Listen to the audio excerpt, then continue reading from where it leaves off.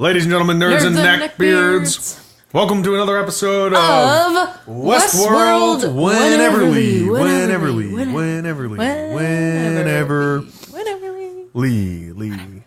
Hi, Dave.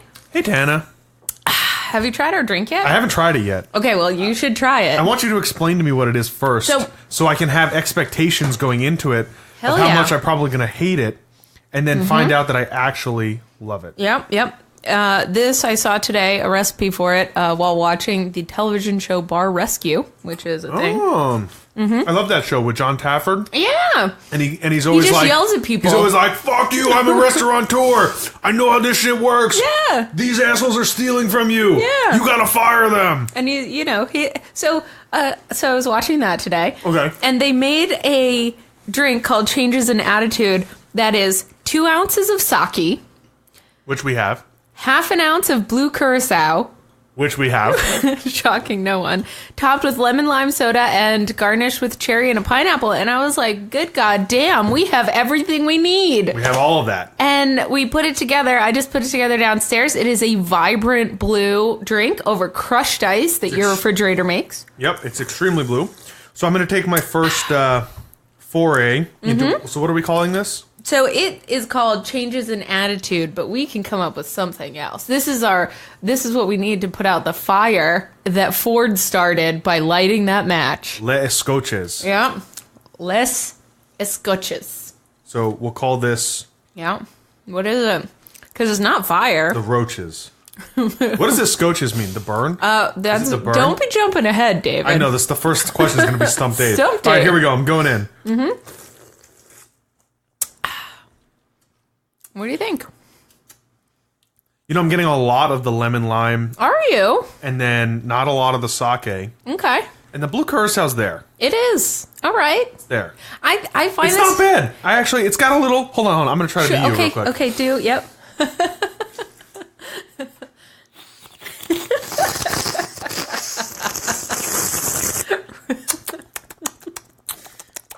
Yeah. You know, it's got a little bit of a zesty taste. Zesty, you know? yep. I don't get a lot of wood notes. Definitely not a mahogany. More of like, No, zero wood notes. It's like more of a...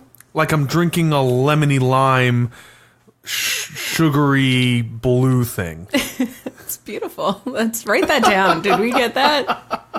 You've got a future in drink connoisseuring. Yes. Thank you. It's a very neutral and light taste. It's not overwhelmingly citrus. For the lemon lime soda, we use the truly hint of lime seltzer water. So booze on booze on booze. This is a surprisingly, I think, booze-heavy cocktail for tasting as light and sort of crisp as it tastes. So what you're saying is we about to get drunk. Yes, we are about to do some good spelunking on this episode.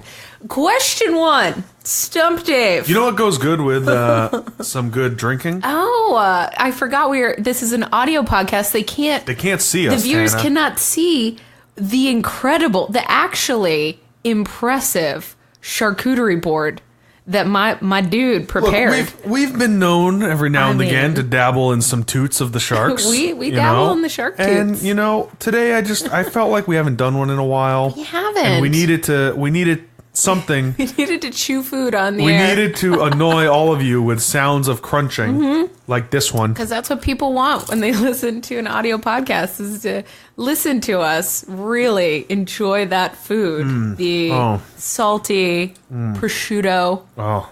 Yep. Did you know that there's actually sharp cheddar, like very fetishy / famous people out there that just record themselves? I forgot what it's called. They just record themselves like chewing. Really? Or like just making sounds. With their just... Like it's super silent and they just record themselves... Eating. Really loudly like eating a pickle.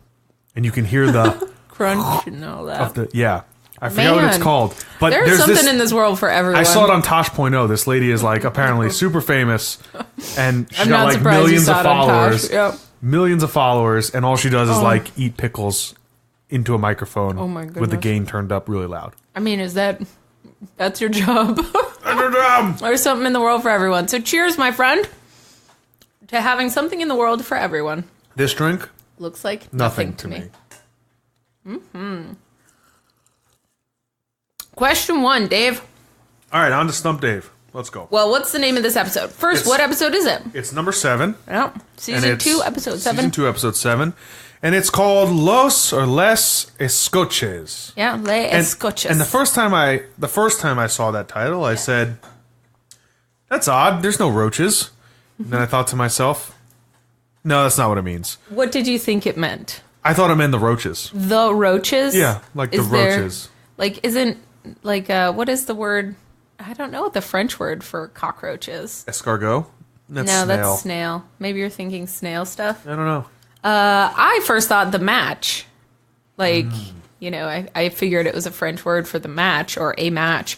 And then that sort of played out in this episode. But when the episode was done, as you guys know, I try to watch the whole episode through. Just sort of like no phone, just pay attention. And then I go back through and I watch it again. And so thinking before I'd done any research or looked into anything, I thought, oh, it means a match. And then they talk about, burning the library and, and lighting the fires. And so I thought that worked. But Stump Dave, question 1. What does the Scorches mean? The Scorches. It does not. It is a sketch of the body without the skin. So it's what you call, there isn't an easy translation into English for this word, but interesting. From my very cursory Googling, it seems to be that you're familiar with the sort of anatomical drawings of the body without skin. And so you see the muscles in the armature. The muscles, okay. And sort of what the drone hosts look like, sort of as they are automatons, right. Like sort of a drawing of the drone hosts would be the Ecorches. And it's about, studying human bodies in a, I don't know, disembodied way or in a dead way. So it's kind of relevant in that we really find out what Delos' plan is. Man. And we find out that all these other people knew about it. This was a big reveal. This was a big reveal episode. Favorite part, just off the bat, what really rings for you in this one? This was a big episode. I think the biggest thing for me was 2 things. Mm-hmm. One was finding out Ford can implant himself in someone else's brain. Cool as fuck. Okay. Also, an interesting point, we got to talk about it when we get there. Yep. He does make this comment that in the server room in the cradle, he's infinite. He can survive there. Yep. But put him in a body, in a brain, and he starts to degrade. In a couple of days, he'd be dead out there. So now he and Bernard are both in a brain. Yep. Does that mean Bernard's brain is going to degrade to some state because Ford is there? But we can talk about it when we get there. We'll talk about it when we get there. Put a pin in that. So that's an interesting... That's something that really got me thinking this episode. Yep. And the other thing was, of course, when Hale was questioning Bernard and really realizing that Ford is playing them. You think Hale realized it? No. I don't think... Oh. I'm saying Ford is playing Hale and the security team. Or maybe Hale does realize it and Ford has something on her. Yeah. Which he's leveraging to get everyone to go to the security room. We're doing like an after episode, so let's go through the episode, talk about it, and then talk about what it means for the future. Okay. Because it's so funny. All of the conceits I had at the beginning of the season, that we were going to see Logan again, that like this sort of unspooling direction of where I thought the show was going to go versus where it actually has gone and spent time going, is always fun and interesting for me, right? Like, I like having my preconceived notions checked. I like being surprised. Yeah. I like being right about some things and sort of picking up on their foreshadowing in places and then completely missing it in other places. And this was a really good episode. I really enjoyed it. I'm really waiting to see Teddy kill Dolores so I can be like, I was right, bitches. He killed Wyatt. Oh, and that moment when they were like, is that what you have to tell yourself to justify what you did to him? Oh, there was such a good line. They have been giving Hale some really good lines. She's got some really good one-liners in here. Question number 2 of Stump Dave. Okay. Oh, there's a second question tonight. Yes. Do we go right to credits, or is there a scene before the credits? This is an interesting one because there is a scene before the credits. Correct. But I think if I remember correctly, the narrator says something like, what apparently happened on last episode. Well, they did do a last episode thing. Yeah. But that's not what happened. Oh. The entire Bernard reveal as a robot happens before the credits. That's right. And they... reveal to Hale and that team. Right. And I thought, how are they going to do this? How are they going to get around this? How do they not kill Bernard immediately? And they went this was one of those things where I was like, if I'm a writer, if I'm in the writing room, I would feel like I'm backed up against a wall here, right? Like it's an excellent moment, but you've got Sadistic String Bean, a SWAT team, and Hale. Bernard is in the room, and G.I. Joe, and they're all looking at these different versions of Bernard. Mm-hmm. And Bernard's in the fucking room, and they have taken him down to like Ford's storage chamber to kill him or kill him and G.I. Joe. How do they get out of that? They're like, what the fuck is going on? You guys need to see this. Yeah. We found Teresa's DNA. Yeah. You guys are in cahoots. And I love that they thought it was so good. He was in cahoots. So, and the way that they solve it was just by having Hale say, Ford was playing everyone. You didn't even know. Like, Bernard doesn't even know. He's so well hidden among humans. He didn't even know he was a robot. And so she thinks... Which is true. Yeah. So she thinks she's in control and that she's trying to get information out of him, and he's a compliant robot and not something to be feared, which is all great. So... But bullshit. Yeah, but bullshit. So we open up. Bernard is sleeping. There is a picture of his son. Is it his fake son or his real son in his hand? Yeah. Like, that's his cornerstone as the robot. What I expect and what I think came true in this episode is that Arnold and Bernard merged. The Delos project... Well, we find that out. Yeah. The Delos project succeeded. We'll talk about it more in depth because I think this is the turning point of the series. Yeah. The human engineers couldn't get over that hump, and we'll talk about it, but they did it with Bernard. Ford says that in the episode... Yep. And you are 100% right. They used Dolores to basically to do what the humans couldn't do. Yeah. She knew Arnold better than anyone, so she's the person. It's so good. It's so good. But so we're looking at Bernard, the star of season 2, and he's holding the picture of his son, which we know was real Arnold's son that died, and also the cornerstone of Bernard. Yep. And... so they're being very on the nose about this. They're showing us the picture in his hand. And Bernard wakes up. It's the current timeline. It's the most now moment. G.I. Joe comes in the room and wakes Bernard up and says, listen, I think they're going to kill us. Some shit is going down. They're not... We need to figure out what they're doing. Yeah, he goes, Bernard, we need to talk. Sadistic String Bean and his team aren't here for survivors. What are they here for? And G.I. Joe just kind of flatly looks at Bernard and is like, we both know. Hale wants to secure the Delos project. Teresa had a SATCOM, if we can get to it. And then time's up, Sadistic String Bean comes in and says, both of you come with us. Yep. We found a bloom of DNA 5 kilometers from where Teresa's body was found. Yep. No, she slipped and fell, but we never thought that was true. That's and we right. found this, DNA, a bloom. That's right. So they start walking through the woods. And G.I. Joe is saying, what is this, an execution? Sadistic String Bean says, no, I think you guys understand that Abernathy's head is a key and that you're going to try to sell it to the highest bidder. We have reason to believe, one of the last communiques from Teresa was that she suspected foul play. She ends up murdered, like, one of you two did it, and I don't think it's Bernard. Yeah. And Bernie, meanwhile, is, like, flashing back and freaking out. Man. And I don't think Bernard has the stomach or heart or some shit. He just doesn't, I just don't see it in him. But the fact that they call it an execution, and String Bean says, no, it's a negotiation. There is the power dynamics on display in the show are really fun and interesting, and I find myself really pulling for Stubbs. He keeps getting stunted on. Like, people are just shitting all over this guy. And I just feel for him. But I think he's I don't want to say a good person. It sounds so cliche, but he seems to be like he seems to be. He reminds me almost of Felix. Yeah. Right, to a point where he's just like. He empathizes with everything that's going on. Maybe he doesn't agree. Maybe he doesn't empathize with Dolores and shit. Right.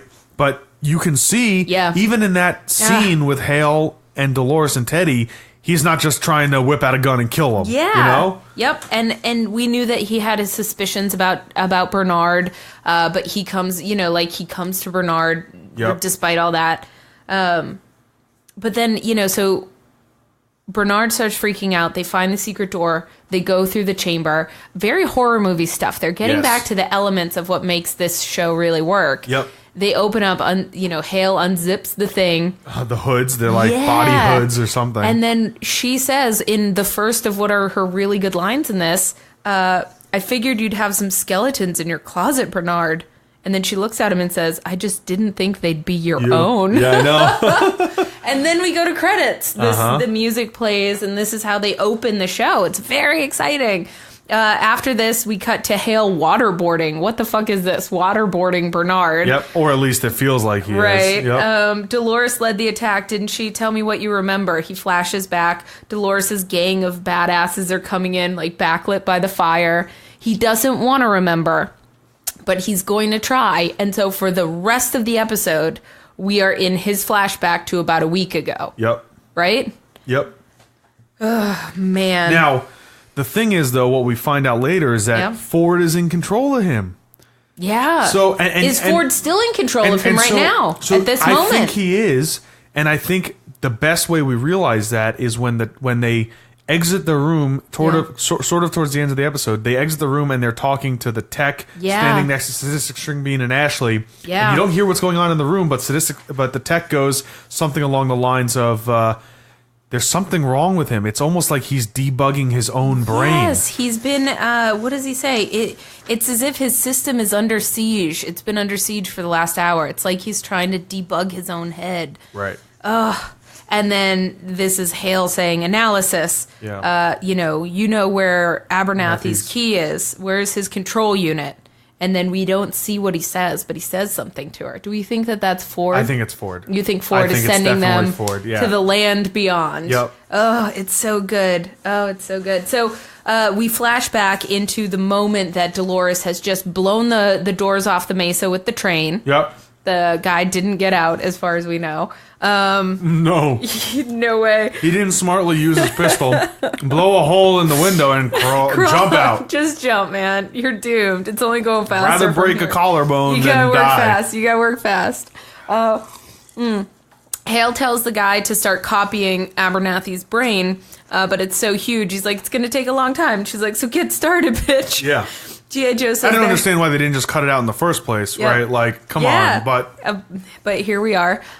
Maybe they thought that they could transport him or something. Like, there are some flaws. There's a hole there. Yep. Like, okay. Yep. The firefight is happening. Our first storm team goes in, and they're getting cocky with it. But then you find out that Teddy and all those guys, you find a naked pile of people. Yep. And it's all the humans. It's not the robots. The robots stole their clothes and their guns. How cool was that kind of vest thing? It was awesome. Like, hey, host over there. Yeah. Pop, pop. Hey, host over there. Pop, pop. Yeah. I was like, man, I wish I had that for paintball it's so and laser video tag. game-ish. Yeah, it was so video game-ish. And I like that. I think it's, we're allowed to have fun with our shows. It doesn't have to be the most. Oh, and then Cofter, the Scottish dude, Coffer, he says to the guy, don't get cocky now. Yeah. And then at the end, The guy gets super cocky. Super cocky. The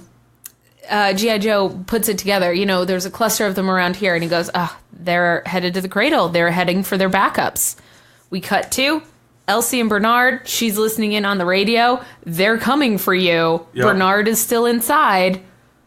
We go inside. Bernard is talking in heaven. Like, this is Ford's heaven, right? It's his version of the world he created with his best friend. And he gets to live there, or he gets to, live there and also fuck with the real world from this seat. And he starts to say something. He starts to recite a poem. Oh, yeah. Stump Dave, question 3. Oh, God. What's the poem? I can't do that. Can you remember anything that he says? Oh, when he gets so poetic like that, I almost kind of tune out a little bit. But then he comes back because he always kind of explains it at the end. So I do the opposite. Like all my attention. If I was a deer with my ears, they'd both be pointing forward at the TV. So why don't you read it to me? To see the world in a grain of sand and heaven in a wild flower. Hold infinity in the palm of your hand and eternity in an hour. Any guesses? Poem? Well, obviously it's a poem. But do you know the title and do you know the author? Oh. The author was Poe. And give me but you get one guess for each. Okay. And then what year? I'll give you within 50 years if you guess the year within 50 years. So the author was Hemingway. And the year was 1806 and a half. Oh, ding, ding, ding. That's very close. Oh. It's credited as being written in 1803, but not published until 1863. Okay. It's called Auguries of Innocence. By whom? William Blake. And it is... Why does that name sound familiar? He's a very famous poet and writer, and he has many works. The poem itself, I looked it up, is 1,000 years long. And I love poetry. And 1,000 years? It's just a long poem. It's just a long, long poem. Oh, that was your exaggeration? Yeah, That's so not it's like an just- actual yes, poetry term? No, Okay, it I'm not was- up on bongo hitting, snapping, color talk, open mic stuff. So I wasn't sure if years is the term for every line of a poem. No, it kind of lost me in the middle. Okay. It's a meditation mostly. So again, to see the world in a grain of sand and heaven in a wild flower, hold infinity in the palm of your hand, eternity in an hour. Like if you're thinking of an hourglass and each grain of sand, Yeah. right, is the world, you're holding eternity if you had just, in your hand. So what you're saying is Ford is living in the cradle, and therefore he is eternity. Yeah, and it's just beautiful. But the rest of the poem, Auguries of Innocence. It's 1,000 lines long. It was you too much. You can't read the whole poem. No, I definitely wouldn't. But it talks about. But the idea of the poem is that it does these juxtapositions of innocence and evil, of beasts and goodness, of light and dark. They talk at the end of the poem about light and dark Arnold being and lost Ford? in the dark. Dolores Maeve, Bernard and Ford, the human race versus the robots. There's a lot of ways to sort of parse this out. So I think it's beautiful when they bring this sort of stuff in. I just love it. Auguries of Innocence. Final Stump Dave question that I have prepared. Woo! What does the word augury or augur mean? Well, auger is a tool that you use to drill a giant hole in the ground. Hey, all right. So, hey, I guess technically you win. yeah! Ding. Was that what you were referring to? No, an augur. Damn it! I was gonna go with a brewery is a place that you go to get beer or brews beer, and augury is a place you go where they drill holes in the ground. Okay, augury means omen, like to augur, A-U-G-U-R. Means, Yeah, augur. It's like an omen or It's a like sign. the thing you use to drill a hole in the ground. It's like that, Yeah. So it's the same. We're saying the same stuff. We're saying the same thing. Yeah, Right. totally. Okay. From there, Ford and Bernard have that really great talk. Don't you understand at last, Bernard, what this place really is? And he takes him to Arnold's house that Arnold made inside of the cradle. The whole world that they built is all there. Yep. And they talk and, Jock, which I thought was a French word, Jacques. Jacques. But when I had closed captions on, they just spelled it J-O-C-K. And I was like, that's depressing. I'm going to keep it French in my mind. This is when we find out that he spent years here with Dolores. That was a twist, man. Yeah. What did you think when you heard that? Well, when I heard that, it made perfect sense, right? Because Ford can't test his creation like Delos was, right? Yeah. He can't do that. So he did it in a virtual reality, a virtual world. Yeah. Right? And they get to sort of, and it ties into the earliest stuff with the Westworld robots where they talk to each other to error correct. That's right. Imagine these two robots, stuck in there for years, error correcting over and over and over, and then Ford popping in to kind of, nudge them this way and that way, and set it to rights. Oh. And at some point, he gets so good that Dolores can't tell the difference. There is a bit of a fudginess because Dolores, we don't need to. I'm not going to look too close at the timeline because I think it kind of robs the magic from the show. But there are questions like, why didn't she know? Why did she say to Ford the last time that she talked to Arnold was, the day that he died? Right. Well, maybe she knew that other Arnold wasn't real. And Bernard, and so she's got them separated as Bernard, maybe. Perhaps. The humans are playing at Resurrection, says Ford. They don't want you to become them. They want to become you. Yep. And this is when they're walking through the town again, and he freezes everyone, and he explains, he goes, the humans didn't come here, or, we didn't build this place for the humans' amusement. We were watching them. We were gathering data. They don't know. And Bernard says it. The humans were the variable. The hosts were the control. You're studying humans. Now, later he says that there's thousands of souls trapped in the valley beyond. Dolores says this at the end. We'll come to it. But, I'm still thinking that they have been collecting data on the best and brightest, the richest people in the world. They've been working on something much bigger than just, and they say evolving, this. Right. Yeah. Humans are variable. The hosts are the control. And then Bernard looks at him and says, you're responsible for all of this misery, and yet you hide in here, cheating death. And Ford said, no, not cheating death. Their project doesn't work. Not yet. I can't leave. I'll start degrading, And he goes, well, you made Dolores kill you. All that stuff about free will is bullshit. And he goes, I didn't make her kill me. I knew what she would do, but I didn't compel her. Right. Which is a huge kind of very subtle deviation, right? Yeah. Because this goes back to a lot of arguments where people are like, is a gun killing a person or is a person killing a person, right? Who's really pulling the trigger? Who's making that person? Of the day, who's pulling the trigger, right? If you have that choice to make, right? Like it's Draco Malfoy trying to kill when he has Dumbledore. Yeah, and J.K. Rowling has said he could stand there until forever and he's never going to kill him, right? And she knows, she's the author. Right. But he gets to make that choice. Or, you've got the gun and the reason and the vengeance, and ultimately it's whether or not you decide to pull that trigger. No one pulls it for you, right? Agreed. And so I think that's what they're sort of doing here. Us Slytherins, we're not all terrible people, all right? But all Just of you saying. are Death Eaters. We're also Cheers. all slithery snakes. Snake, I'm a snake. I'm a raven. Yeah. Lauren's a raven. Yeah. Yeah. Let's see. You made Dolores kill you. That's not free will. I didn't compel her to do it. He snaps and everyone wakes up. And he says, what's the purpose of this? And he goes, you're all free now. I promised you a fighting chance, Bernard, and I mean to make good on that promise. And Bernard's like, but there's no escape. There's no way out. We're doomed.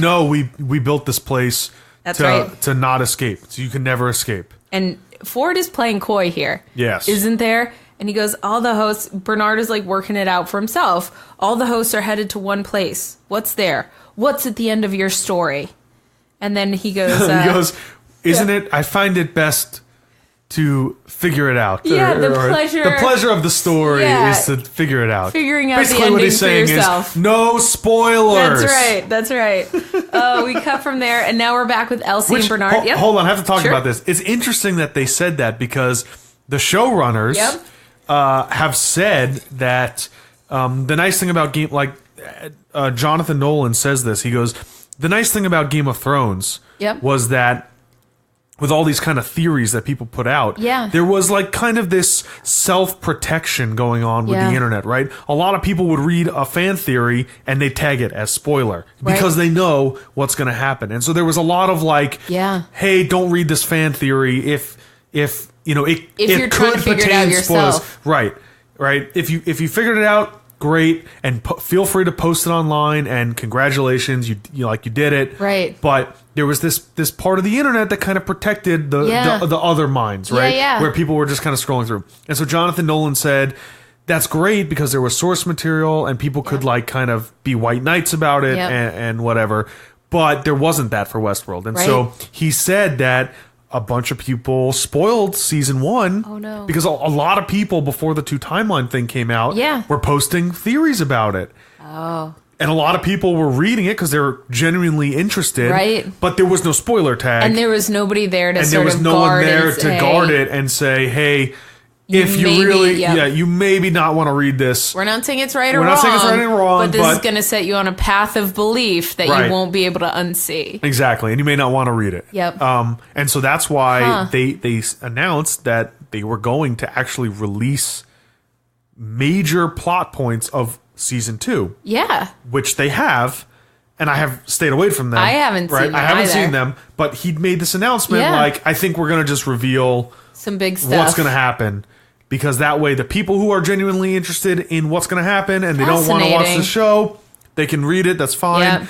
But then they take up this mantle of protecting the innocent viewers, I'll put it. Yeah, yeah. You know? So it's an interesting the people that want to get to the end of the show unspoiled, right, and be surprised the way. And it's, I mean, I think it's worked so far. Assuming they've released it, I haven't seen it, but he said he was going to. Crazy. So I think it's been pretty successful. But I mean, it's just interesting that they did that, and then you have a character in their story saying, "No, spoilers are bad, guys. Like, just enjoy the story as it goes." What does he say? I think. He said, Ford says, "Isn't the pleasure of a story discovering the end for yourself?" Yes. That's what he says inside his, like, invented game. And there's a bit of, there's a reflecting quality, right? Like, he says to Bernard as they're walking into Arnold's house, it's a hard thing to watch a world you've spent a lifetime creating get destroyed. Yeah, somebody tear it down. That is a hard thing. And I was struck by how individual that was, right? Like Do you think he's talking about himself, like, and how he set the robots on this motion to tear down this world? Or do you think he was talking as it was hard to watch Delos do this? That. Because of this, I am now on the evil robot side type of thing. Or the good robot side, and Delos is the evil corporation. Like, this is we don't know what side to be on, I think quite frankly. Do you see it? Is it possible to see it as a turning against your own kind? The next step in human evolution, or the next step in evolution, would be these unkillable robots, right? This robot species, except it doesn't make sense that they then go and blow up their backups. So except that Dolores makes this comment very clearly, like, on we can't the nose. ever be free if we can just. Those were our chains. Those were our chains, right? And I feel like there's, I don't know. We'll talk about it when we get to the blow up part. The blowing part. The blowy part. The blowy part. That's my favorite part. Just FYI. Yeah? Yeah. It's always the blowy part. Yeah, well, big explosions. It's a big payoff at the end. Yeah. Satisfying in a way. Very satisfying. Yeah, very satisfying. Yes. We cut to the Man in Black in Ghost Nation. There's an abandoned town. Maeve and her daughter are there, and this is just history repeating itself again. Yes. And I put it as soon as I saw the town, I was like windmill, like, oh my God, Man in Black's riding up. There's a windmill. Like, they're going to repeat this. I didn't see it coming. They do. They repeat it. Yep. And then what's interesting is... Takes a turn. Man in Black... Yeah. Fucking anything that moves is fucking Ford. Everything. He thinks his daughter's Ford. Yeah. I mean, Ford is like his demon on the shoulder that he can't get rid of. Maeve, he's not seeing things for what they are. He's seeing them through this, like...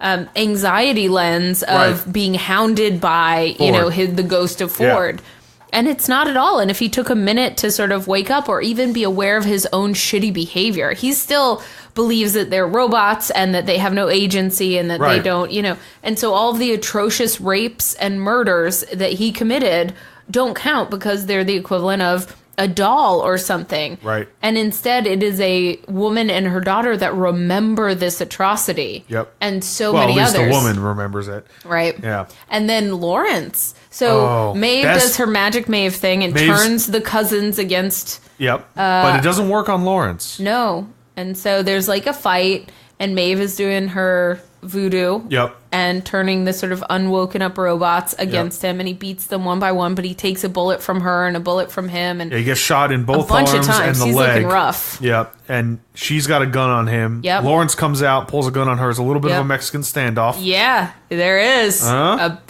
the real. best part is, Maeve tries her magic on Lawrence, and she says something like, "Oh, you're awake."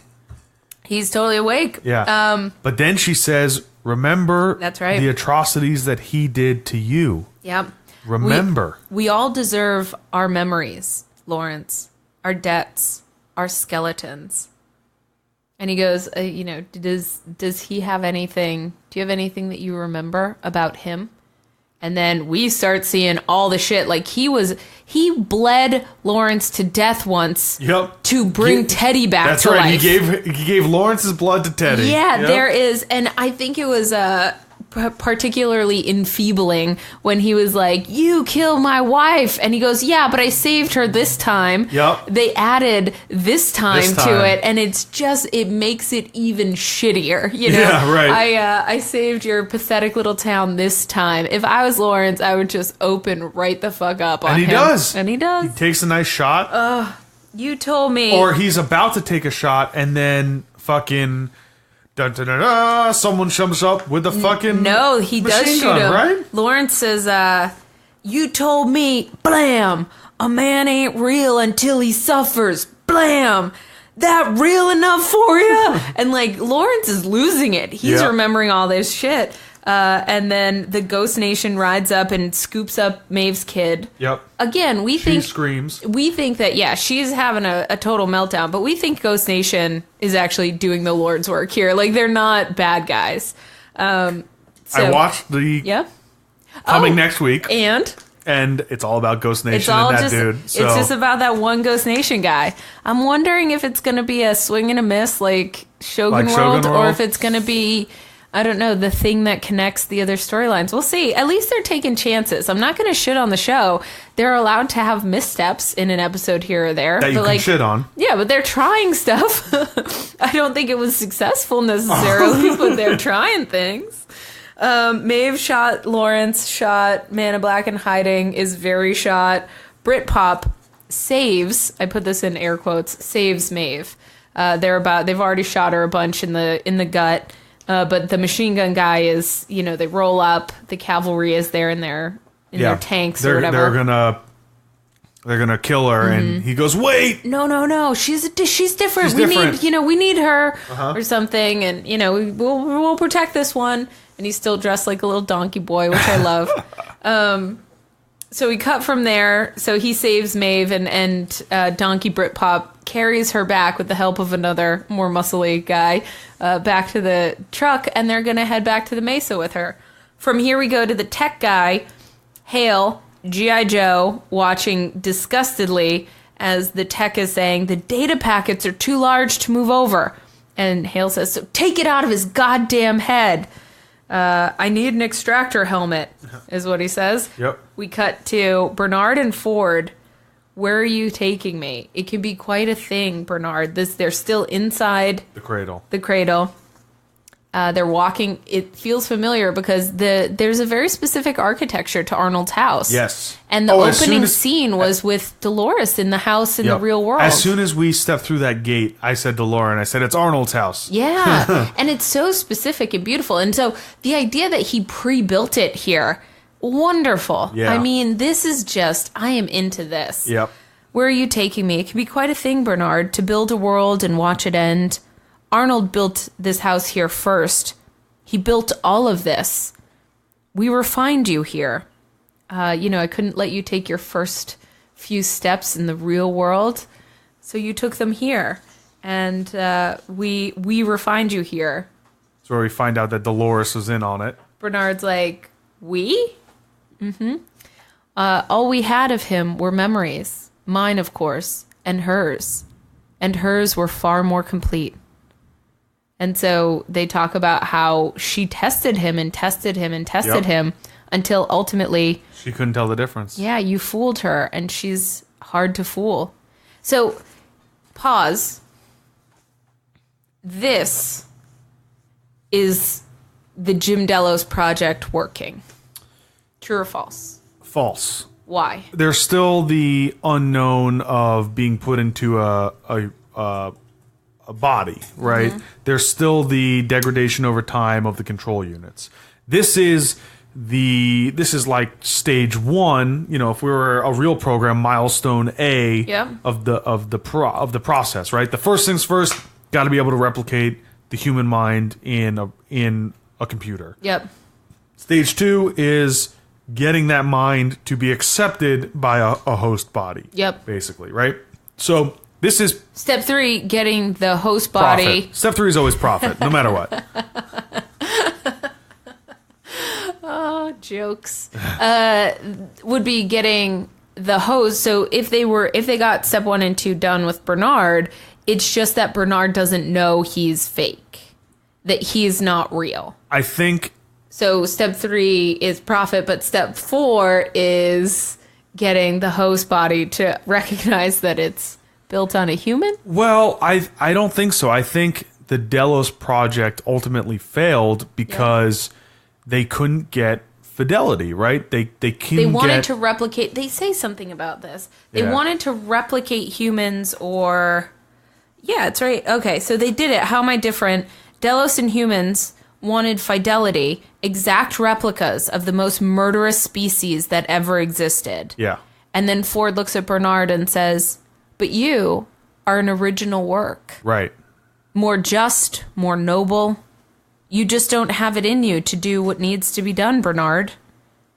And this is the moment when he's like, "You have free will, but what is it worth if you can't, but you won't have any use for it unless I take it back." And like his hand, he taps him on the forehead, and that's when we find. Oh, now we're getting the Ford Bernard. What is the team up name? This of these is Ford Bernard. No. Ford. Fornard. Fordnard. Fordnard. Fordnard.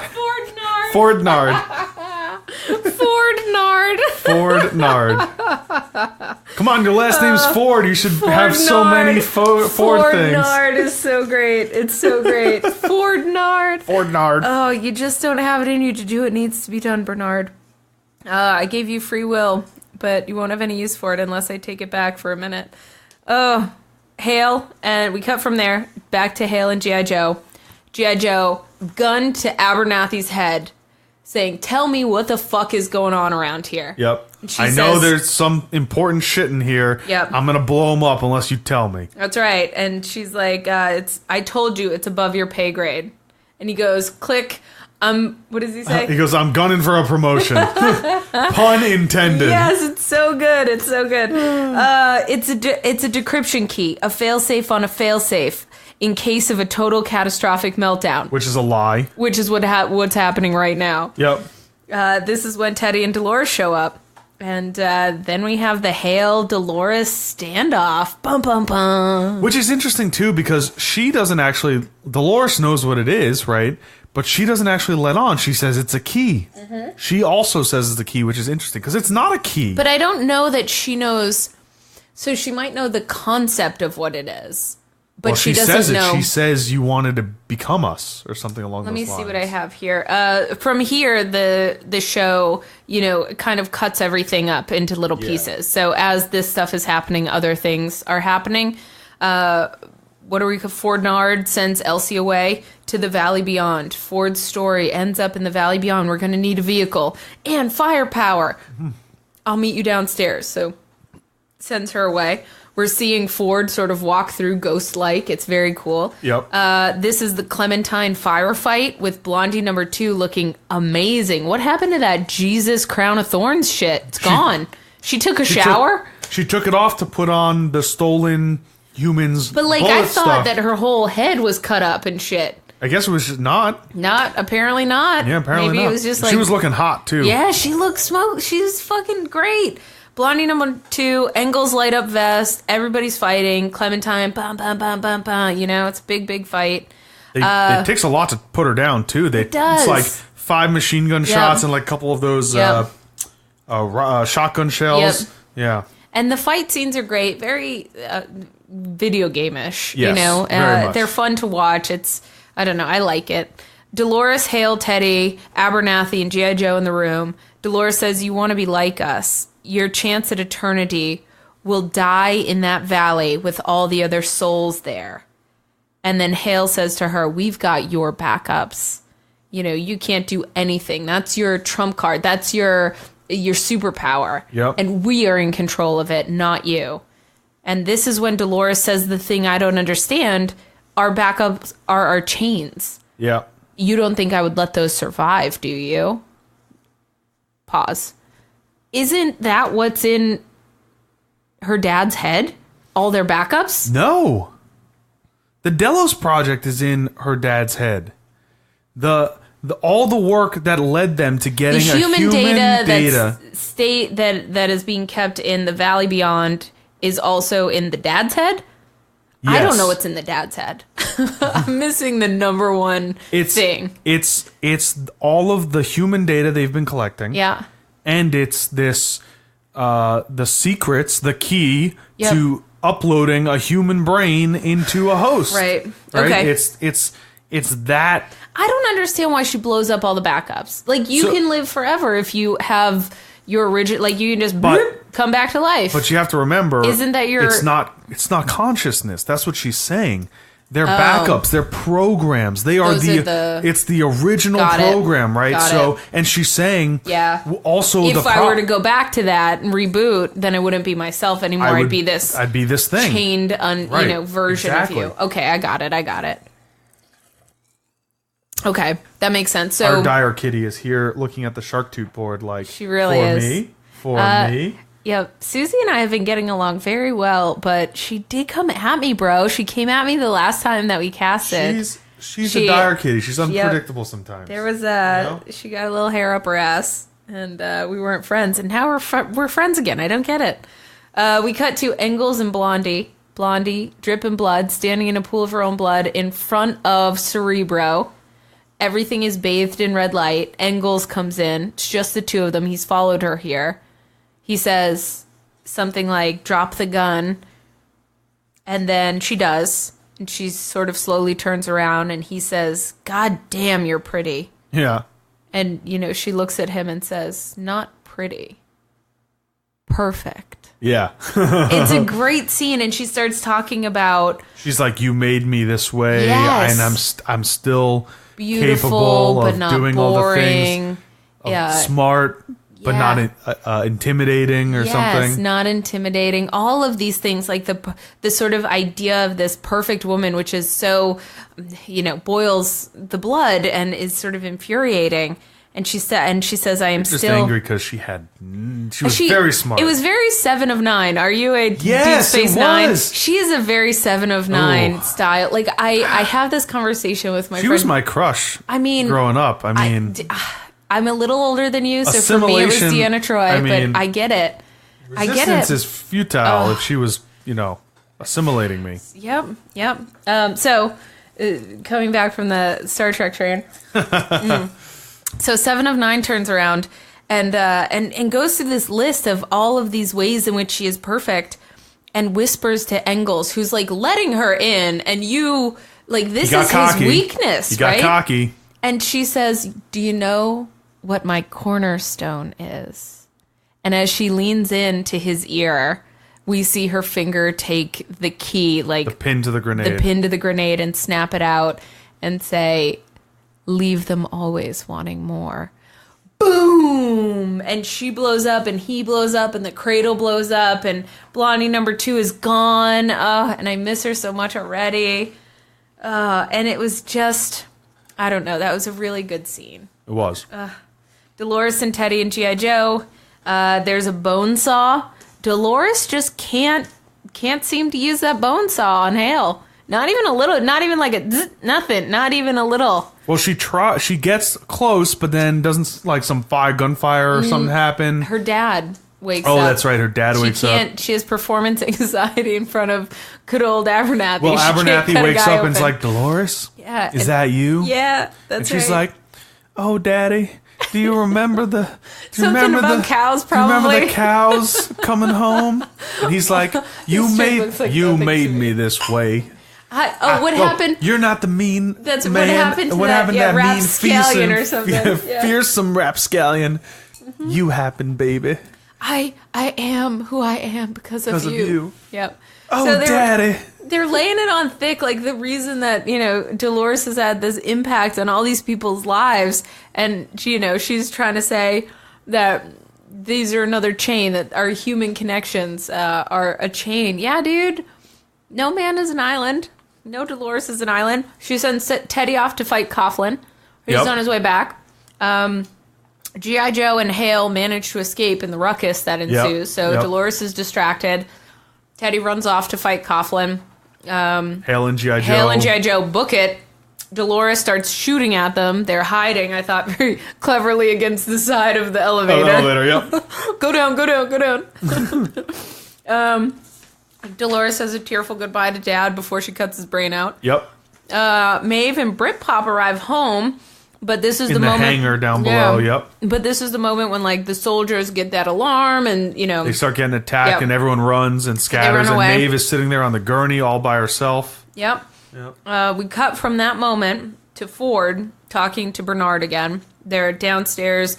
They're soldiers come in. Or something, yeah. And they're like, how the fuck did you get in here? Yeah. But Ford is saying when the... He's like, stop, I'm a human, or something like that, He's like, I work here. That's what he says. Bernard says, I work here. When the Great Library of Alexandria burned, the first 10,000 years of stories turned to ash. But out of the ash came a new story. The story of the fire itself. Man's urge to take a thing of beauty and strike the match. And this is the control room scene, right? So they do this... They're not in the control room. They cut to it. Well, they cut to Clem, right? We already saw the Clem stuff.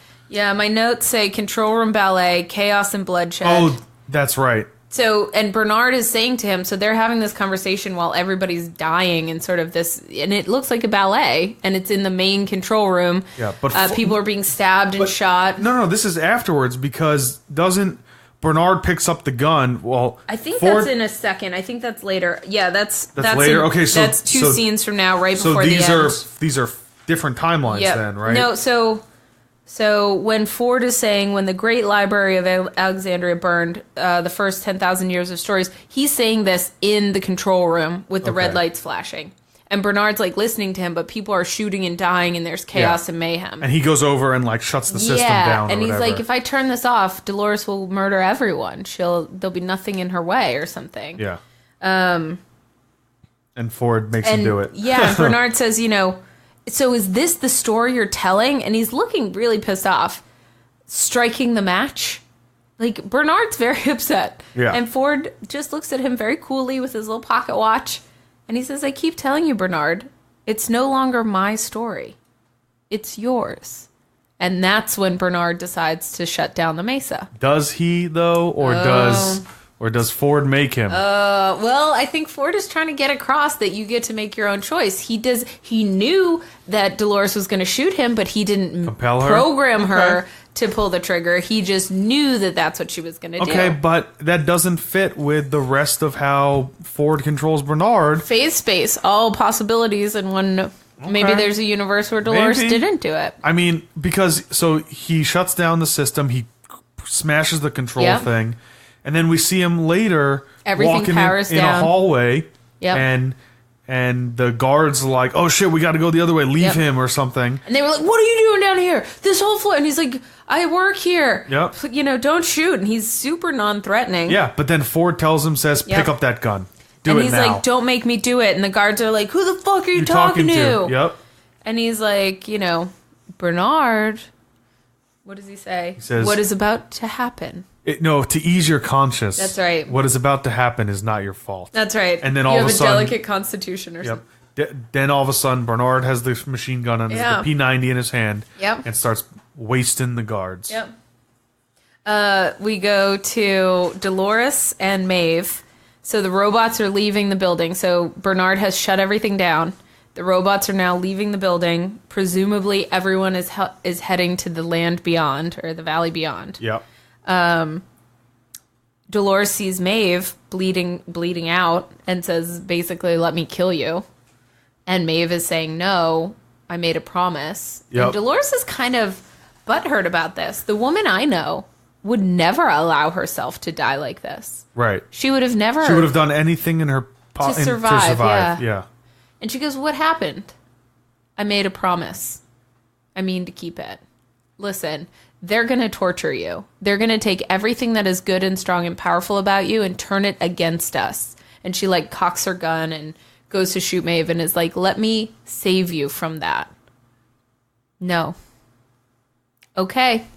I respect your free will, I guess. Yeah. And then she leaves her. She respects her free will, but not Teddy's. Oh, that's what they say. The kin, Dolores says, the kin that they've given us is just another rope that they use to tie us down, is what Dolores says to Maeve. And Maeve looks at her and says, is that how you can justify what you've done to him? And then the camera pans to Teddy. Yep. And Teddy, man. Poor Teddy. He's in rough shape, that dude. Mm-hmm. She's ordering him around like a dog. Mm-hmm. He's obeying. But there's some friction. There's something that just isn't right there. Yeah, there's some sexual tension, you know? You know what I think it was? Tell me. I think Teddy got off, maybe, and she didn't. And so there's a little bit of resentment, you know, because sometimes... I think she was driving that train. Oh, you think so? She got off and Teddy didn't? I think... That's a rare situation usually, because normally it's the other way around. The guy is always the disappointment. I would like to not remember the unwatchable robot sex that happened in the show, but it seemed contrived and maybe like Dolores like robot was being... rape? More like Dolores was being very Cosby-ish? shitty and manipulative. Like, she made it out and it was filmed as if it was some love scene, but really... her intentions, who can know a woman's heart, but her intentions were quite sinister. Yes. It turns out. And I feel like maybe you could have spared Teddy from that particular pain. harm. I don't know. I don't know what Dolores is up to. Teddy. Then this is when we go to Ford and Bernard in the hallway with the guards. What is about to happen is not your fault. In order to escape this place, he says, you'll need to suffer more. Is the voice in Bernard's head. We cut from there to Hale and Bernard now. So this was, a week ago when Ford was in his head? So maybe Ford is dead now or, degrading, and so this is him trying to debug his own head because Ford is degraded? It's possible that Ford is degrading Bernard's brain, which is why he's kind of freaking out a little bit. And he can't remember things, and it's all jumbled. But I don't know. I think Ford is playing everyone. Why would he send Hale to the Valley Beyond, right? It's only for damage, right? And he wants everyone to sort of converge there. Yes. His story... He's still the storyteller here, as much as he says he isn't. Yep. All right. And I think he's trying to protect his creations, the world he built with Bernard, with Arnold, and we'll see. I mean, did they get out? Do you play it out? Do you think that there is a world, a Valley Beyond, where the robots, some of them, are able to escape this reality? I don't know. And if they do, season 3? Oh, there's definitely a season 3. That's a no-brainer. It's a control unit, if you know what I mean. See what I did there? But the question is really, I mean, what is happening in all the other parks? Yeah. Right? Is this really a robot uprising? Are we going to see elephants and Rajis come over into the Valley Beyond? Once they get the control back. So Ford was what was preventing them from being able to control the systems in Westworld. Yeah, he leaves. He's now in Bernard's brain. And so now, as soon as he goes into Bernard's brain, they regain control of the system. Holy shit, the system's up. Little yellow glasses. It's like, oh, suddenly whatever the problem was is gone. It's like whatever was stopping us just left. Yeah. Which is true. It's literally... They kind of put a fine point on things. So I go between thinking that they're being too... subtle. Yeah, and then they're too on the nose. Yep. They're like, whatever was in the system just left. Just left and is walking around in Bernard. Like, the Dolores stuff I find very unsubtle, on the nose. Yeah. I am of two minds about it. She's just saying things that are very much, I don't know. They don't leave a lot for me to break down. What are you looking forward to as the season is wrapping up? I want to know what happens with the control units, right? I want to know what happens with Abernathy's control unit. I want to know... Where do you think it is? Who do you think has it? Dolores has it. Okay. I mean, we see her holding it, right? So she gets it and she's leaving. She's got it when she talks to Maeve. Yes. So the last time that we see the control unit is with Dolores leaving with Maeve. And so, which also begs me to wonder, how the fuck does Bernard know that? Right. And maybe it's because at some point he meets up with Dolores. Right. And then a week later washes up on shore, right? Right. Something happens between now and Bernard washing up on shore that kind of fucks with Bernard's brain. Yep. Right? And now there's which could be the Ford thing. Which could be the Ford thing. Fordnard. And now there's a new sadistic string bean is new, right? Yep. Sadistic string bean is replacing Coughlin. Right. And he obviously takes a very different take, right? They just discovered that Bernard is a robot. So sadistic string bean showed up. G.I. Joe, he's been here long enough for Bernard to get back to the Mesa and take a cat nap with a picture of his son in his hand. G.I. Joe whispers, I don't think they're trying to save us. We need to get to Teresa's SATCOM to radio for help because they're not being upfront with us. And then Sadistic String Bean says, one of you two idiots murdered Teresa. We're going to get to the bottom of it. Turns out Bernard's a robot. Yep. And that's the moment. Yeah. So I think the thing I'm looking forward to most as the end of the season is the wrap-up of the current timeline. Yeah. Figuring out what the Valley Beyond is. Who are the humans they have mapped? Yeah, I don't know. So Man in Black really thinks that they could have mapped his daughter and other, recognizable humans, and arguably he's in a position to know the most about Delos, right? Being the person that was talking to Jim himself and was sort of underwriting all of this fidelity stuff. What happens with Emily or whatever her name is, right? Does she save the dad? Daughter. Yeah. Is she going to come up and patch up Daddy? It's almost like a little bit too God from the machine here, predictable. She's going to show up, ride up. Hey, Dad. You did try to kill yourself, but I have to save you. Yep. But they've been doing a good job of taking what I expect and flipping it on its head. A little bit. Maybe she comes up and just puts a gun right to his head, blows him off. Yeah. And then, okay, I didn't say that right. It did come that'd out be weird. That'd be a little wrong. And also, what happened to his magic? Didn't he? Yeah, where's his cheating kit? His cheater kit, right? And then, so is Lawrence still alive? Does Lawrence die? He gets killed, right? Yeah, and the backups are gone, so there's no resurrection. So for these. Blondie number 2 is out. Yep. Clem Lawrence is out. Maeve is on her last thing. Do you think that Donkey Britpop is going to save her? It really seems like Maeve. It really seems like he's where going the to fuck save did he her. go? Is he he's hiding? So he hid, That's and then Dolores and everyone leaves and he comes back to Maeve. That's right. He comes out of hiding and is next to Maeve. He loves Maeve. I think he's seeing that she's special and that she's more than just a robot. So we'll see what I can't expect too much from this guy. You got to keep the bar low for Britpop. Aww. I know. Donkey Britpop has found love. Look at his character growth. Look at that arc. He's he might actually care about something in someone. Went from a drunken guy who just wants to fuck things, including Hale. Yep. But can't get out of his own way, tells Hale what her favorite storyline is and I love that he was confronted with his bad guy who wants to consume his victims moist. And he, why don't we try freeze out motor functions. Freeze out motor functions. It's been quite a journey. I love these characters. Who's your favorite character? Ooh, that's a good question. Who would you want to spend time with? I think in season 1, it would have been William. Not Man in Black, original William. Young William. Be on an adventure with him or something? Be on an adventure, I can see that. And I think Man in Black too, to an extent. Because I feel like I would want to be the badass gunslinger, right? Who rolls into town. I don't know if I'd be an outlaw, right? But I definitely wanted to be I was in a bunch white hat. I was in a bunch of D&D campaigns and I was or Pathfinder at that point, but I was always the gunslinger.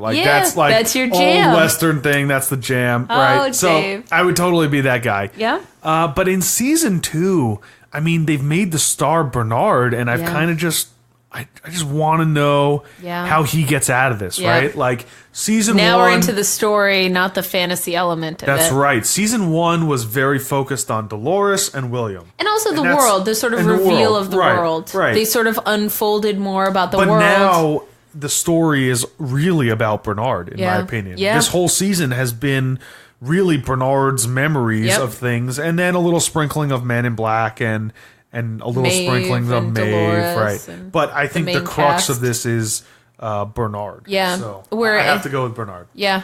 Final answer, Bernard. Ding ding. Yes. How do you think this Teddy thing resolves? You think he murders Dolores? I think he murders Dolores. Does he find himself? Is everyone just doomed to suffer? I don't know if he finds himself or he gets a little unstable and he starts glitching back and he's like, Wyatt, I gotta kill Wyatt. Oh my God, you're Wyatt. Boom. Or because he's kind of got no remorse now. Yeah. But no, I think he takes Dolores out. Mm-hmm. Yeah. All right. Who's your favorite character? Hold on, I have one more question for you. Okay.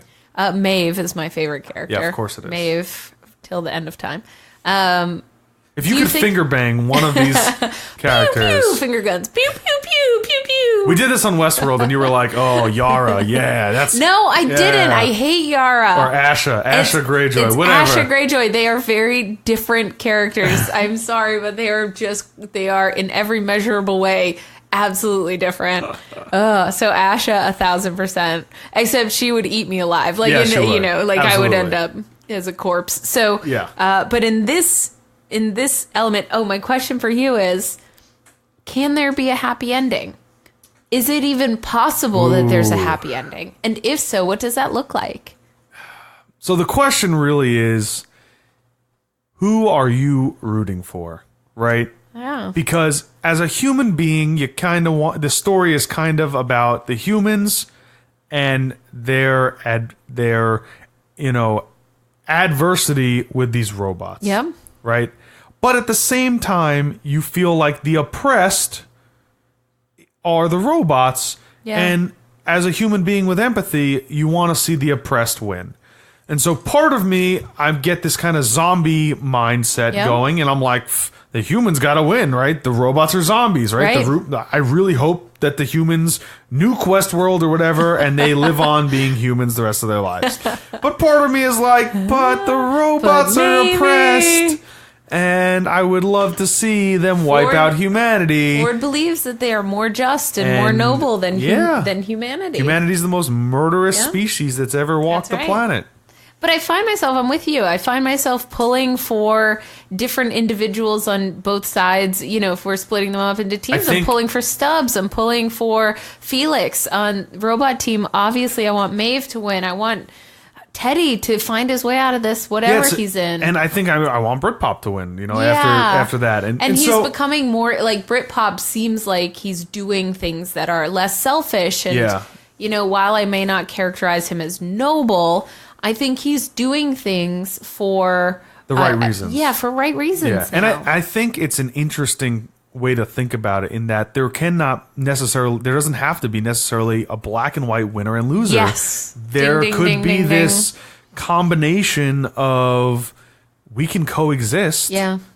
We just happen to be, if I'm Dolores right now, we can coexist. We just happen to be better than you in every single possible way. Also, how do you sidestep we were created to be murdered and fucked by you? Like, that's all.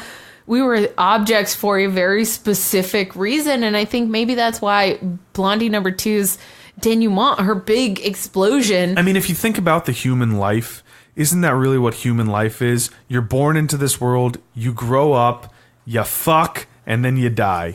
I mean, what really more is there to human life if you think about it, right? You come out of a vagina or a test tube or wherever you're born, you grow up, you fuck some people, or maybe you don't. Some people, I don't know. Okay. Whatever you're into, I guess. Yeah. You could be Tesla and be in love with a pigeon. Yeah. Wait, it happens. Do you not know that Nikola Tesla was in love with a pigeon? Really? This is for real.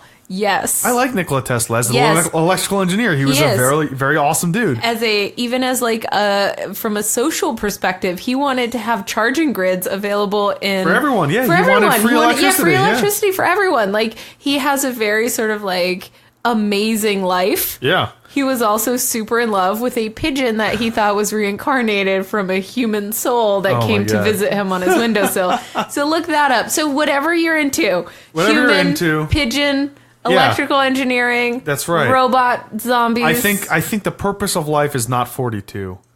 The meaning of life. Whatever. Is not 42. The purpose is get old. Yep. Fuck. Yep. And die. Well, all right. I think, yeah. To friendship. Let's agree on that. To friendship and podcasts. To friendship and podcasts. This drink looks like nothing to me. Wait, you have to answer the questions now. I did. Maeve is my favorite. Okay, Maeve's your favorite. I don't know if there's going to be a happy ending because I don't know what it looks like. Okay. To me, the happy ending is that Maeve and Dolores and Teddy go out into the real world. Like, they disappear into humanity. That's going to be season 3. Yeah, but, like, there's no story. Like, that is a very thin story. It becomes a different show altogether. Dolores and Teddy. It becomes like an episode of Friends. Robot Friends. It becomes just a sitcom. They're just making Friends. cortical fluid in the sink or something and working as baristas. Oh, God. That would be... I would watch that show. And, I like, would. Teddy falls in love with Blondie number 2 because they reincarnate her or something. And then there's, like, a love triangle going. And at some point, someone will be an actual lesbian in this movie or in this story. I would love to see an actual lesbian. I think Hale is. Well, she is actually in real life dating Janelle Monáe, I think. Janelle Monáe, the girl who sang yoga? And other things. She sings that song, Baby Bend Over, Let Your Booty Do That Yoga. Yeah, that's Janelle Monáe. Yeah, she came out. Anyway, so I like I think that that's... song. It's a and great Hale song to was get also a Valkyrie striptease. in the Thor pantheon or the Avengers pantheon. She was the Valkyrie. Oh, yeah. You remember the... Yeah. That was Hale. She has a very distinct mouth. Like, her... Like, mouth is just... I don't know. Maybe it's just for me... That's who that person is. I would recognize that mouth anywhere. I was just going to say, she's just a mouth to you? Santana in the creepiest way possible. Weren't we supposed to stop recording? That's like a Dane Cook skit when he's talking about playing Who's in My Mouth. It's like, wait a minute. I know these balls. And on that note, ladies and gentlemen. Nerds and neckbeards. See you next week for episode 8. Episode 8. Westworld. Wheneverly.